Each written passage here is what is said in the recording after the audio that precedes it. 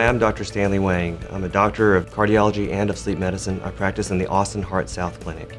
The Austin Heart Sleep Program is one of a kind in the state and probably in the country. I lead a group of physicians. We're all trained in both cardiology and sleep, and it's really kind of a unique group. The impact of sleep apnea on cardiology really can't be overstated. People who have heart diseases tend to have a lot more sleep apnea.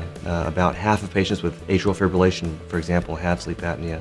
About 4/5 of patients who have resistant high blood pressure have sleep apnea. When we go to sleep, all of our muscles relax, and that is on purpose so that we don't act out our dreams and injure ourselves or the person sleeping next to us. But what happens in a patient with sleep apnea is that the throat muscles also relax, and they can relax so much that they collapse into the airway and get in the way of airflow. Your brain has to come to the rescue by waking you up a little bit so that you re-energize those muscles and start breathing again. But the signals that the brain sends out, they're all fight or flight signals. They're adrenaline-based signals.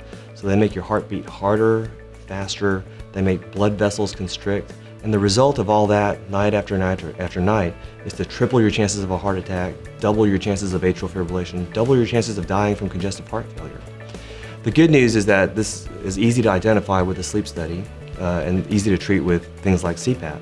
We always have our patients evaluated before we do a sleep study. We try to set the expectations in a realistic manner. We get the patient their results quickly, and when they start therapy, we monitor them intensely.